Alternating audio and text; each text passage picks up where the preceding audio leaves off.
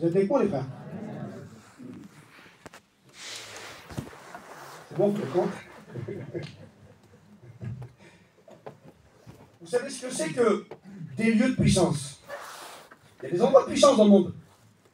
Vous prenez par exemple là-bas aux États-Unis, il y a un endroit qui s'appelle le Bureau Ovale, c'est à la Maison Blanche. C'est un endroit très puissant. De là, Donald Trump, il peut faire des choses très graves. Il peut donner un ordre, appuyer sur un bouton et faire exploser Paris. C'est des endroits de puissance, c'est des endroits stratégiques. Vous prenez là-bas au Kremlin, là-bas en Russie, et bien pareil, Vladimir Poutine, il y a un endroit spécial, il y a des endroits stratégiques, puissants. C'est des endroits de puissance. Paris, l'Élysée, enfin, il y a des endroits. Et bien dans l'univers, il y a un endroit où Dieu siège, où Dieu a tout créé. C'est de là qu'il a tout créé, le Seigneur, il a dit les choses et tout. C'est le lieu, c'est le trône de Dieu, imaginez-vous, Cachombe, le trône de Dieu.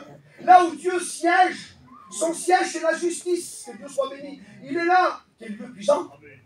Quel lieu puissant? Si tu es là, tu vas être plus puissant que ça, c'est impossible. Le lieu puissant, le trône de Dieu. Et la Bible dit ça, écoutez bien.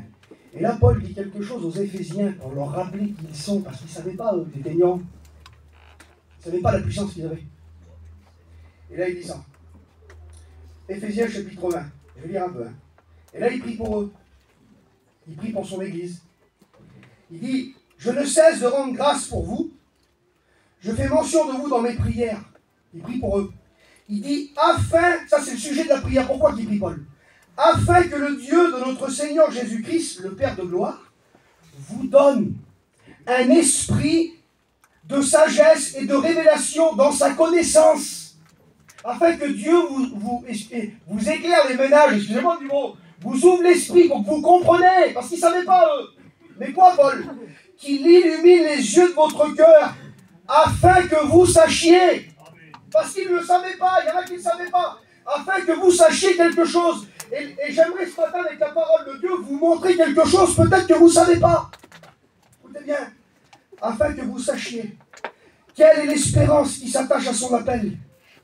Et quelle est la richesse de sa gloire, de son héritage qu'il réserve aux saints. Aux saints, c'est tous les chrétiens, écoutez bien. Et quelle est envers nous qui croyons. Qui c'est qui croit ce matin? Vous croyez? Vous êtes chrétiens, les nouveaux, écoutez bien.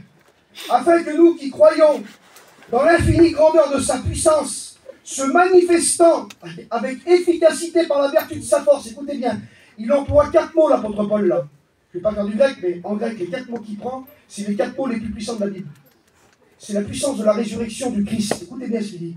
Il dit, la gloire de son héritage qu'il réserve aux saints, et quelle est envers vous, vous les chrétiens, qui croyez l'infinie grandeur de sa puissance, se manifestant avec efficacité par la vertu de sa force, il l'a déployé dans le Christ. C'est-à-dire que toute la puissance de Dieu s'est déployée dans le Christ homme, dans la puissance de Dieu. Écoutez bien. Hein. Il dit, il l'a déployé dans le Christ en le ressuscitant des morts. Écoutez bien. En le ressuscitant des morts. Et en le faisant asseoir. On a parlé de lieu de puissance. À sa droite. Il y a le trône puissant de Dieu là. Il l'a fait asseoir à sa droite. Écoutez bien maintenant. Verset 21. Au-dessus de toute domination, de toute autorité, de toute puissance, de toute dignité et de tout nom qui peut se nommer non seulement dans le siècle présent, mais encore dans le siècle à venir. Imaginez-vous.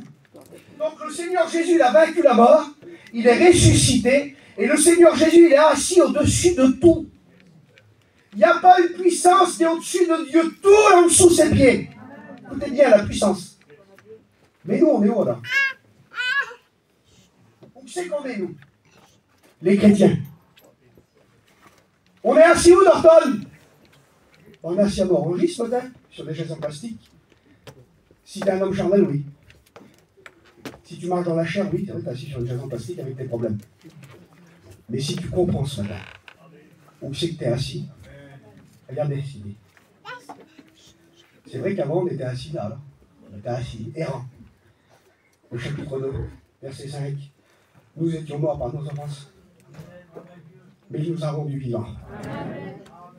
Avec le Christ. C'est par la grâce que vous êtes sauvés. On ne méritait pas, écoutez bien. Il nous a ressuscités ensemble. Il nous a ressuscités ensemble. Et il nous a fait asseoir ensemble dans les lieux célestes en Jésus-Christ. On est assis avec lui dans le Seigneur ce matin. On est en communion avec le Fils de Dieu. Il est la tête, nous sommes le corps. On est assis avec lui. Et j'aimerais dire ce matin qu'il n'y a aucun démon qui peut te combattre. Tu as la puissance sur l'ennemi ce matin. Il dit le Seigneur, je vous ai donné le pouvoir de marcher sur les serpents, les scorpions. Vous avez le pouvoir, on a le pouvoir, mes frères. On n'est pas n'importe qui. On a la puissance en Christ. Et quand on sait, écoutez, et j'aimerais que vous le sachiez ce matin, quand on sait qu'on est en position de force, c'est pareil. Écoutez, et le premier point que je veux voir avec vous ce matin, c'est ça. Tu as des combats, vous avez des combats. On a des combats, Jacques. On a des combats, les frères. Mais je le dis devant Dieu, on est en position de force.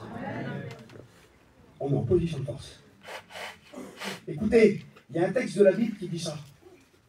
Matthieu 5, 14. Une ville située sur une montagne ne peut être cachée. Une ville située sur une montagne. Et la ville qui est située sur la montagne, c'est elle qui est en position de force. Vous allez comprendre. Dans les stratèges de guerre, ceux qui connaissent un peu la guerre, si tu prends 500 soldats dans une vallée, ça fait peur. Les 500 soldats sont dans la vallée. Ils sont 500. Ils sont armés jusqu'aux dents. Ça fait peur. Un seul soldat sur une colline, avec une mitrailleuse. Il est beaucoup plus puissant. Ils ne peuvent pas l'approcher. 500 soldats ne peuvent pas approcher un homme sur une colline avec une mitraillette. Pourquoi? Parce qu'il est en guerre. Il est en position de force. J'aimerais te dire que toute l'armée de ce monde, ils ne peuvent rien contre toi. Parce que toi, tu es la ville située sur la montagne. Tu es la ville située sur la montagne. Alors les démons, ils voient, hein. Ils voient, hein. Une ville située sur une montagne ne peut être cachée. Ah oui, les démons, je les vois, les chrétiens qui sont là dans la montagne et qui combattent. Alors ils jettent des flèches. Mais on est en position de force. Écoutez bien, l'importance d'être sur la colline. Être sur la colline, c'est être dans la prière. Être sur la colline, c'est être en communion avec le Seigneur. Les hommes de Dieu dans la Bible, Caleb, tous ces hommes-là, Josué, et tous ces hommes Moïse, c'était les hommes de la colline, les hommes des montagnes, le roi David. C'est les hommes de hauteur. On doit prendre de la hauteur ce matin. Rester sur la hauteur avec lui. L'importance. Une ville située sur une montagne, position de force, elle ne peut être cachée. Et puis, écoutez, je vous explique ce témoignage. Il y avait une petite église. C'était en Australie. Ils étaient 45 personnes. C'était une petite église en bois qui était située sur une colline. Une petite colline. Et puis, il n'y avait pas des grands messagers. C'était des hommes très simples. Mais ils chantaient. C'était des chanteurs. Ils chantaient des louanges. Et ils chantaient des louanges tous les soirs jusqu'à très tard dans la nuit, l'histoire nous dit. Et puis les gens du village en bas, les gens des villages écoutaient ce chant, écoutaient ces chants. Et juste en écoutant les chants, les gens se convertissaient en bas. Ils écoutaient les chants dans les maisons et se convertissaient. Et puis en anglais on dit ça. Ils sont le chant de la colline. Les chants de la colline, ça veut dire. Les chants de la colline. Et cette petite église là est passée de 45 membres à 150 000. Toute l'Australie s'est tournée vers Dieu à cause des gens qui chantaient dans la montagne. Vous savez qu'on est là, nous, parce que des gens ont chanté autour d'un feu. Des gens très simples, qui n'avaient pas toute la connaissance, mais autour d'un feu, avec un cœur rempli du Saint-Esprit, des gens qui avaient compris qui ils étaient dans le Christ. Ils chantaient des louanges, ils prêchaient avec des paroles cabossées. 45 pays d'évangélisés, mes frères et sœurs, 50 églises à Paris, des centaines de conversions tous les jours. J'aimerais vous dire que nous sommes un peuple situé sur une montagne. Je voudrais vous rappeler ça qui nous sommes ce matin. Je vous invite à écouter une prédication devant Dieu sur YouTube, de Payan, qui s'appelle Les critères bibliques. Écoutez-le. Je l'ai écouté, je vous la réciter, je peux m'assurer de vous réciter la prédication, je l'ai écouté à peu près 200 fois. Les critères bibliques de Payan, qui nous rappellent qui nous sommes. Et il commence ce message comme ça. J'aimerais vous rappeler qui nous sommes, nous, la mission de lumière. Les enfants de Dieu, il explique. Le sang de Jésus, la grâce. Qui nous sommes. Et il dit, putain, il dit, il est beau le chrétien. Mais t'as été racheté par le sang de Jésus. Il a payé pour toi. Je suis beau, mais bien sûr que je suis beau. Je suis une merveille. Je suis un enfant de Dieu, je suis racheté par son sang. Je suis en position de force. Je suis sur la colline. Je suis sur la colline, je suis le sel de la terre, je suis la lumière du monde. Quelle beauté, Seigneur Jésus, qui nous sommes, nous les enfants de Dieu. Alors j'aimerais continuer avec l'autorité, mais Norton, elle est où l'autorité? Est-ce que l'autorité, elle est dans le baptême d'eau? Où on se dit chrétien, tout ça, non? Elle n'est pas là, l'autorité. C'est pas parce qu'on est baptisé d'eau qu'on a l'autorité. Écoutez, je vais vous dire quelque chose. L'autorité, elle est dans quelque chose, dans une personne plutôt. L'autorité qu'on a reçue, elle n'est pas dans ce qu'on fait ou dans ce qu'on dit. L'autorité qu'on a, elle n'est pas dans notre performance. C'est pas parce que tu pries 8 heures que tu auras plus d'autorité. L'autorité, chaque chrétien qui fait partie de l'église de Jésus-Christ la possède. L'autorité, vous savez quelle elle est? Elle est dans le sang. Dans la puissance du sang de Jésus. Écoutez bien. Vous savez, lorsque la mort est passée, parce que l'autorité, c'est celle qui arrête tout. Écoutez, je vais vous dire quelque chose pour vous montrer qu'est-ce que c'est que l'autorité. Vous prenez un camion, je vous expliquer ça. Vous prenez un camion, un transport, il roule à 150 km/h sur l'autoroute. Et puis il est bien élancé. Puis il y a 500 démons dedans. Il roule. Et puis d'un secours, on dit il faut l'arrêter. Alors on va prendre les hommes les plus forts de la salle. On va prendre le gène, on va prendre tous les gants, le Gershon. Il est un peu abîmé du dos, le Gershon. On va prendre le Peter. On va prendre, voilà. On va dire les frères, il faut arrêter le camion là. Et puis les frères vont se mettre au milieu, puis ils vont essayer d'arrêter le camion. Ils vont se faire écraser. Et même si tu prends 300 hommes, même si tu prends 500 hommes, ils ne pourront pas l'arrêter le camion. Mais si tu prends une seule femme, une petite femme tout seul, comme ça, 1m50, habillée en bleu, marqué gendarmerie ici, là. Elle fait juste ça, là. Stop! Le camion, qu'est-ce qu'il fait? Il freine. Pourquoi? Parce que derrière elle, il y a l'autorité. L'autorité, elle n'est pas dans ce que tu dis, dans la façon dont tu cries. Arrêtez!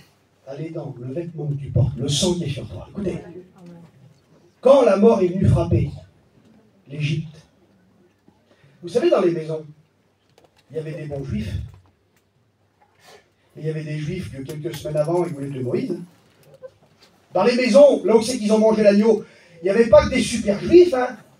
Et ce matin, j'aimerais dire quelque chose. Est-ce qu'il y a que des super chrétiens ce matin? De toute façon, on disait des super, il n'y en a pas. C'est à la pompe, le super. Mais il n'y avait pas que des super juifs, il y avait des gens qui avaient plein de défauts. Mais quand la mort est venue, devant la maison, elle n'a pas dit, bah tiens, toi, attention, parce que lui, il n'est pas bon en ce moment. Non, elle a vu une seule chose, le sang.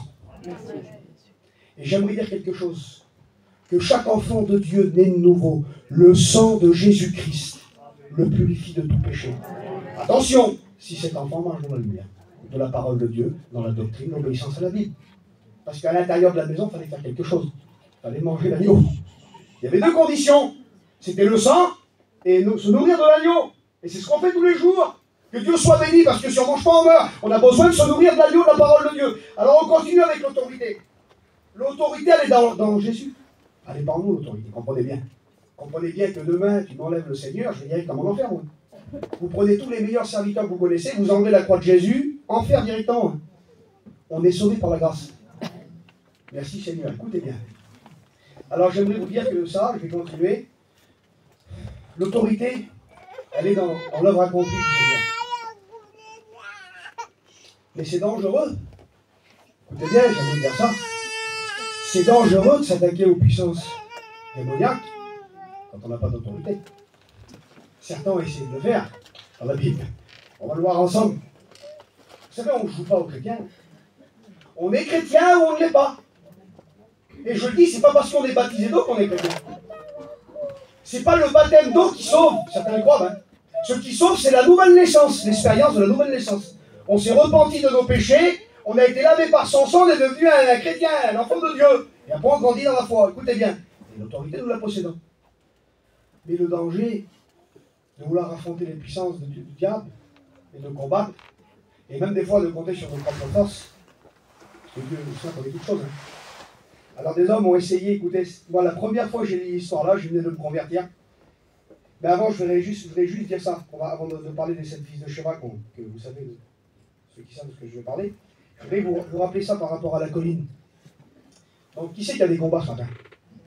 Mon Dieu. Mon Dieu. Quel combat, Seigneur Jésus. Alors, les combats, c'est la terre. Hein.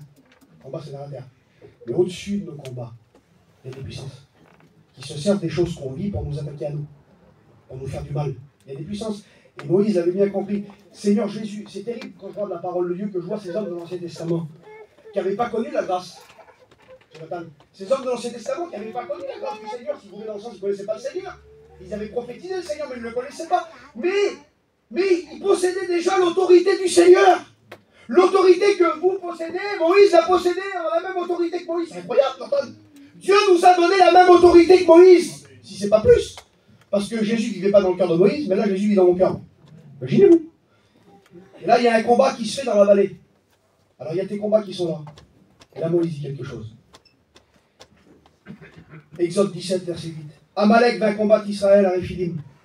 Alors Amalek c'est le diable, toutes les puissances démoniaques. Qui te combattent? Ils te combattent à toi, ils combattent tes petits, ils combattent le foyer de tes enfants, ils combattent dans tes affaires, dans tout. Ils combattent dans la maladie, ils combattent. Alors Moïse dit à Josué, il parle Moïse, il dit choisis-nous des hommes, sors et combat. Et je vais me dire à l'église ce matin, mes frères et sœurs, combattez. Combattez mes frères. Combattons ensemble, combattons. Et là, écoutez ce qu'il dit. Il dit, moi demain, je me tiendrai sur le sommet de la colline. Quel beauté. Autorité. Position de puissance. Je me tiendrai sur la colline, le bâton de Dieu dans ma main. Et le bâton de Dieu, en hébreu, on dit Matèche, le Fils, Jésus. Il dit, je me tiendrai, et tant que je tiendrai le bâton comme ça, que je garderai la position de puissance, vous vaincrez. Et j'aimerais vous dire quelque chose devant le Seigneur. Vous pouvez y aller, mes frères et sœurs. Combattez. Devant le Seigneur, vous pouvez aller dans la prière avec la parole de Dieu. Tu peux prendre l'autorité devant le dire, au nom de Jésus, t'as perdu, mes petits vont être sauvés. Mes enfants vont te servir. Au nom de Jésus, mes petits vont être guéris. Tu vas ramener mon fils, tu vas ramener ma fille. Au nom du Seigneur, je le crois. Quelle beauté. Le bâton de Moïse. Alors des fois, le bâton, on est fatigué, on perd courage. Et justement, il y avait Aaron et Hur qui étaient là, puis nous, on est là. On est un peu comme Aaron et Hur, nous les pasteurs, ce matin, on dit, écoute, prends courage, parce qu'on est vainqueurs. Alors, je continue. Écoutez bien ce qu'ils ont fait. Parce que, faut être un vrai, mes frères et sœurs. Faut être vrai dans notre cœur ce matin. Faut être vrai. Si t'es fatigué, il faut le dire. T'as le droit d'être fatigué. Hein. Moi, je suis fatigué, des fois je suis en miettes, des fois, j'arrive pas à prier. Mais l'autorité, je l'ai. Amen. L'autorité, je l'ai. À cause du Seigneur. Écoutez bien. Alors, quel danger quand tu veux exercer l'autorité sur le diable et que tu ne l'as pas. Quand j'ai lu ça la première fois, j'ai rigolé, mais j'ai pris un vrai fou rire. Je me rappelle, il y a 22 ans arrière, j'ai lu ça dans la Bible, je ne revenais plus à moi. Tellement que j'ai rigolé, que j'ai vu ces hommes-là qui ont voulu essayer de chasser un démon, mais ils n'étaient pas convertis. Ils n'avaient pas Jésus, ils ont essayé. Écoutez, je vous lis la parole de Dieu. La Bible dit, acte 19, ça c'est celui qui croit qu'il a l'autorité mais qui ne l'a pas. Qui se prend pour ce qu'il n'est pas. Il veut faire ce que l'autre il fait, mais lui il ne peut pas, il n'a rien. Il est libre. Dangereux, très dangereux. Quelques exorcistes ambulants essayèrent. Ils ont voulu essayer. Si tu n'es pas chrétien et que tu veux essayer d'affronter, essaye. Ils essayèrent d'invoquer sur eux, sur ceux qui avaient des esprits malins, le nom du Seigneur Jésus. Ils ont voulu se servir du nom de Jésus. Il y en a qui veulent se servir du nom de Jésus. Hein. Ils veulent s'en servir. Je vous conjure par Jésus que Paul prêche. Écoutez bien ce qu'il dit là. Ceux qui faisaient cela, je répète le mot, ceux qui faisaient cela étaient 7 fils de Sheba, juifs, l'un des principaux sacrificateurs. Ceux qui faisaient cela, ils faisaient ça. Mais vous savez, il ne faut pas faire. Il faut être. Il ne faut pas faire le chrétien. Il faut être chrétien. Totalement différent. Parce que quand tu veux faire et que tu n'es pas, là ça te joue des toits. Il faut être ce que tu es dans la vie.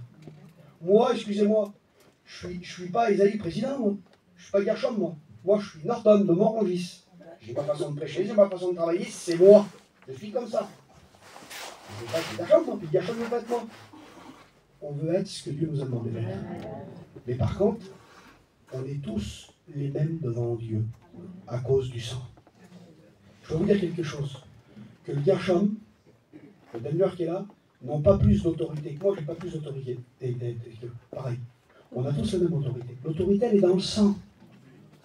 Par contre, il faut dire la vérité, que dans la puissance et dans le jeûne et la prière, c'est la vérité que quand tu te places devant Dieu et que tu recherches Dieu, c'est biblique de toute façon. Le Seigneur dit un mot, je te répondrai. Quelqu'un qui passe du temps avec Jésus va manifester plus de choses que quelqu'un qui n'en passe pas, comprenez bien. C'est clair ce que je suis en train de vous dire. C'est Jésus qui le dit. Vous savez que la prière, qu'il a parlé de la tentation, d'ailleurs. Tu sais qu'il y a des tentations partout, hein. Toutes sortes de tentations. Le texte dit ça. La prière, c'est pas juste pour faire beau, hein. C'est pas juste, tiens, j'ai été prié. Non, non, la prière, ça marche, il se passe des choses dans la prière. Amen. La Bible dit ça. Veillez et priez. Amen. Pour un but. Veillez et priez afin que vous ne tombez pas dans la tentation. C'est-à-dire que la prière va te protéger de la tentation. Mais si tu ne pries pas, tu t'exposes à la tentation. Tu descends de la montagne, tu n'es plus sur la colline. Là, tu es dans la vallée avec tout le monde. Et puis tu n'es pas revêtu. Attention. Il faut que tu tiennes dans la position, dans la vallée, avec le Seigneur sur la montagne. Au nom du Seigneur, garde ta position. Garde le sang sur toi, que Dieu soit béni. Écoutez bien. Alors ils vont essayer de chasser. La Bible dit ça. Ceux qui faisaient cela étaient 7 fils de Sheba. L'esprit malin leur répandit. Le démon, il parle. Ils vont vouloir se servir du nom de Jésus, mais ils ne connaissaient pas Jésus. Le démon leur dit, le malin leur répondit, je connais Jésus. Les démons savent qui est qui. Hein. Qui est qui? Vous savez le petit jeu là? Qui est qui? Le diable sait qui est qui ce matin. Il connaît. Vous savez qu'il y a des gens qui sont connus dans le royaume du diable. Ils sont répertoriés. Ils sont recherchés. Ah oui, les démons les recherchent pour leur faire du mal, pour les faire tomber. Ah oui, c'est des hommes qui dérangent, des femmes qui dérangent dans le royaume du diable. L'esprit malin leur répondit, je connais Jésus et je sais qui est Paul. Mais vous êtes qui, vous? Vous ne connaissez pas, vous? Ils croyaient qu'ils avaient l'autorité, ils ne l'avaient pas. La Bible dit, et l'homme dans lequel était l'esprit malin s'élança sur eux. Se rendit maître d'eux, il les maltraita, il va leur foutre une volée, comme jamais ils ont pris. Ils sont fait dépouiller, et le texte dit ça, excusez-moi, ils s'enfuirent de cette maison nus et blessés. Ils sont repartis dans nus, excusez-moi. Repartis dans nus. J'aimerais dire, ils étaient déjà nus, spirituellement. Ils étaient vides complètement. Et mes frères et sœurs, j'aimerais dire quelque chose que nous, l'église de Jésus-Christ, nous, mes frères, écoutez-nous, mes garçons, nous, je dis nous, j'ai dit plein de fois, nous, mon fils, nous, mon cousin, nous, on n'est pas les 7 fils de Sheba, nous, on est l'église de Jésus-Christ. On est revêtus de son sang, on est remplis du Saint-Esprit. Qui c'est qui est baptisé du Saint-Esprit ce matin?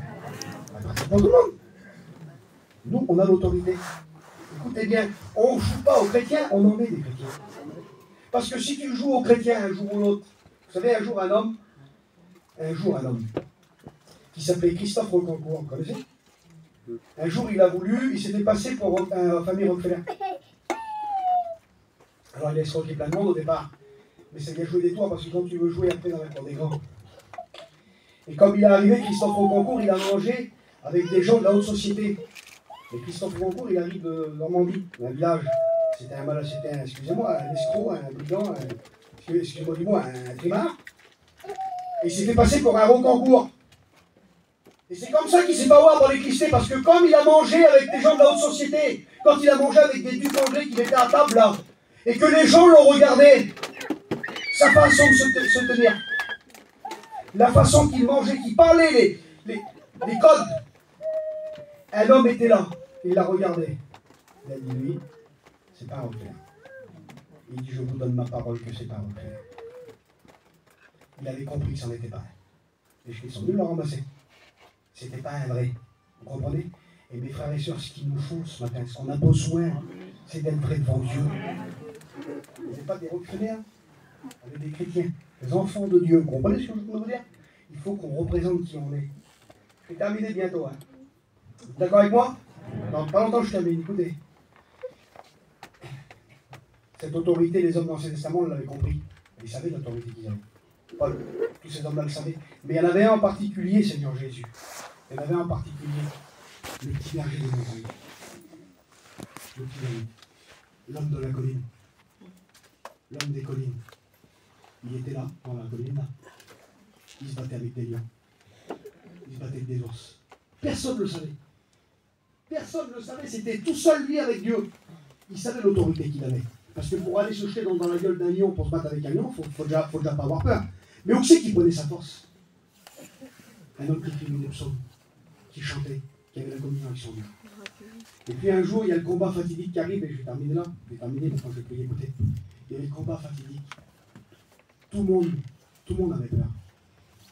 Tout le monde avait peur. Tout le monde était traumatisé du combat. L'armée d'Israël, une armée qui est la plus grande armée de l'Ancien Testament, traumatisée par la peur. Des gens qui ont vu la mer s'ouvrir, qui ont vu des choses terribles, qui connaissaient la loi de Moïse, tout ce que vous voulez. Traumatisés. Et peut-être qu'il y en a qui sont là ce matin comme l'armée, ils regardent leur combat, ils sont traumatisés.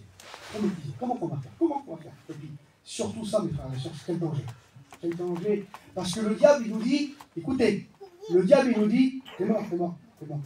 T'es foutu, t'es foutu. Et nous, quand on parle, on dit, bah oui, c'est là. On confirme, donc tu t'appuies, ça c'est le doute, c'est le contact de la foi. Il a prêché la foi, il y a le feu. Mais quand tu fais ça, on est mort, on s'en sortira pas, on est foutu. C'est ce qu'Israël dit en fait. Vous avez vu cet homme, ce géant, comment qu'on va faire? On est comme des sandales devant lui. Il parlait, il disait ce qu'il ressentait. Ils étaient traumatisés. Aucune puissance. Ils étaient en train de se vider de leur puissance. Alors qu'ils l'avaient toujours. Alors que, je le dis devant Dieu, que s'il y aurait voulu, un petit homme israélien n'aurait pu pas de guerre.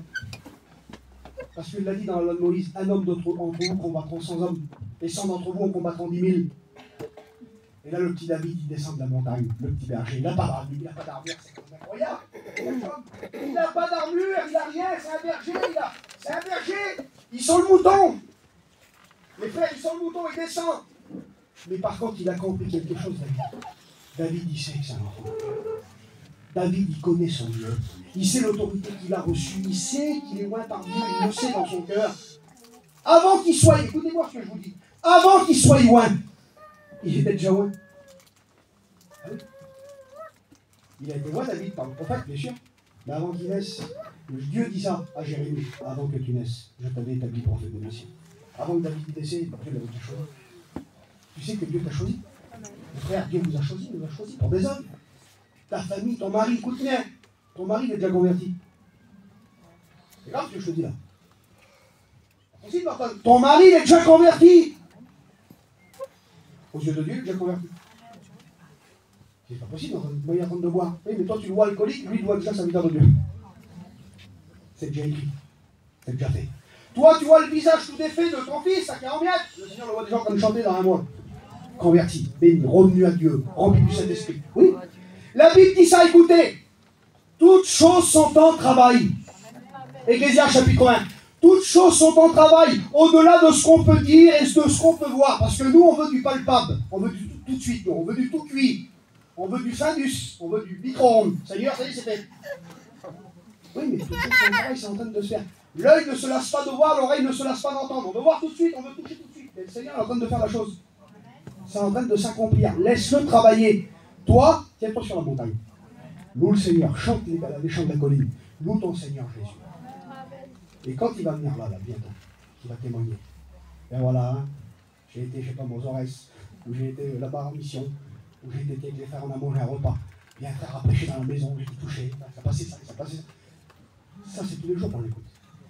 C'est tous les jours qu'on l'écoute. Et ton tour arrive. Ben oui. Il y a des garçons qui, il y a 2 ans, ils n'étaient pas là. Il y a 3 ans, et maintenant ils sont là. Qu'est-ce qui s'est passé?